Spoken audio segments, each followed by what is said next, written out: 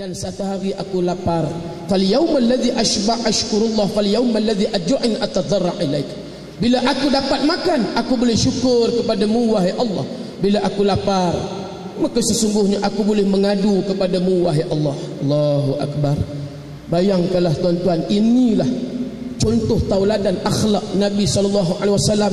Kita boleh kaitkan dengan dua yang disebut bentuk, sama ada dunia yang kita nak mahu kepada dunia ke arah syurga, ataupun sebaliknya dunia ke arah yang membawa kepada azab neraka. Ayat yang disebutkan oleh Ustaz Roslan tadi, hal adullukum ala tijarah tunjikum min azabin alim. Sukakah kamu wahai manusia, kami nak berikan satu perniagaan tijarah, package yang menjauhkan kamu daripada azab. Maka kamu ada harta, kamu tak lupa berzakat. Kamu ada harta, kamu tak lokek, kamu tak kedekut, kamu tak jadi tangkai jerin. Ustaz-ustaz, kamu belanja bawa pergi Mekah umpamanya lah tuan-tuan. Duit dah banyak, berabus 4 biji di rumah.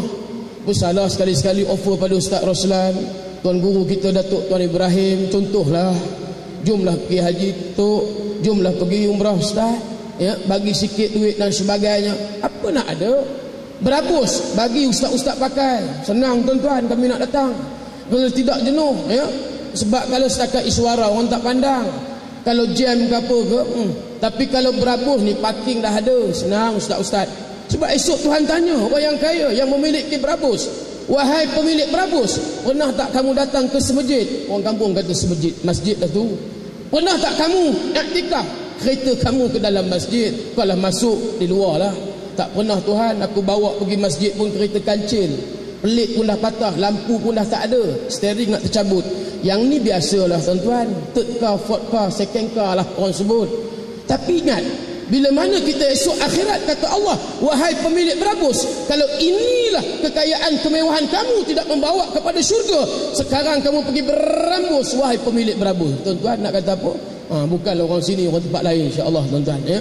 Lebih kurang ikut. Jadi itulah di antara fenomena keadaan kalau kita tidak dapat menguasai nafsu kita, hati yang jernih itulah yang dapat mempamerkan sejauh mana keikhlasan kita yang kita mahukan agama yang disebut tadi ad-dunya. Dia katakan ad-dinun hayah, Islam itu agama yang hidup, yang memberi kebaikan dan memberi kepada kita kesejahteraan yang cukup banyak.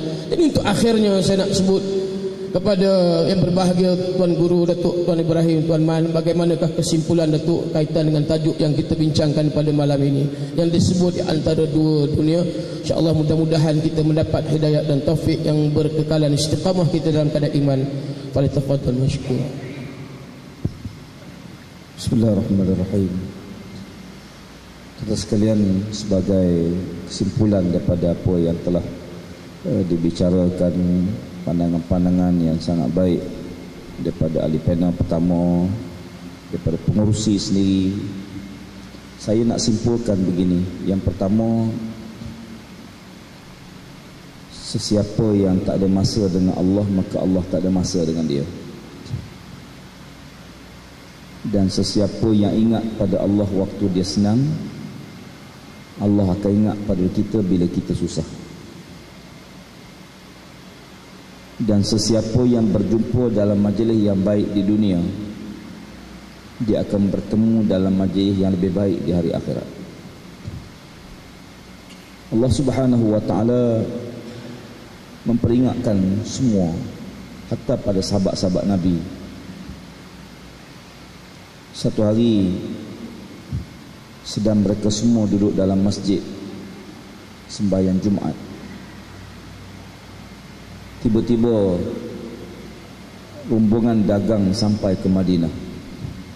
Peniaga-peniaga yang membawa barang dagangan sampai ke Madinah. Para sahabat yang sedang dengar khutbah Nabi, mereka bangun, keluar daripada masjid, tinggal Nabi keseorangan di atas mimbar. Yang Allah Subhanahu wa ta'ala sebut dalam Quran, wa iza ra'au tijaratan aw lahwan faddu ilaiha wa tarakuka qa'ima. Tatkala mana mereka melihat peniaga-peniaga yang masuk,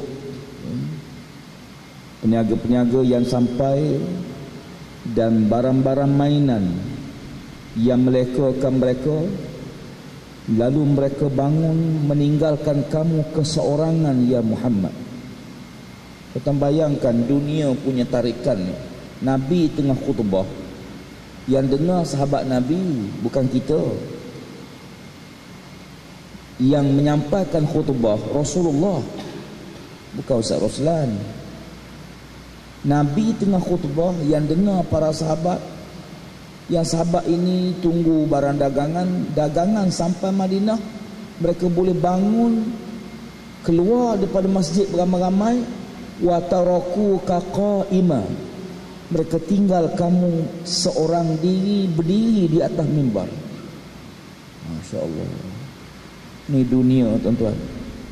Lalu Allah Subhanahu wa taala menyebut, qul ma indallahi khairum minal lahwi wa minat tijarah wallahu khairur raziqin.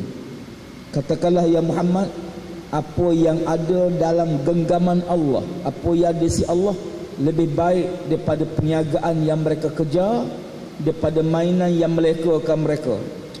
Duk seronok, lupa tua tuan-tuan. Dan hidup manusia bangun pagi pergi pejabat, balik tengah hari petang badan penat tidur, lepas makan tengok TV, malam tidur dengan isteri, besok pergi pejabat, malam tidur, besok pergi pejabat. Bila sudah hidup kita ni, ya, persiapan bekalan sampai tak ada masa nak mari masjid, sampai tak ada masa nak dengar kuliah, sibuknya sampai tak ada masa, sampai Allah beri peringatan dalam hadis kursi, utlubuni biqadri hajatikum ilayya wa'su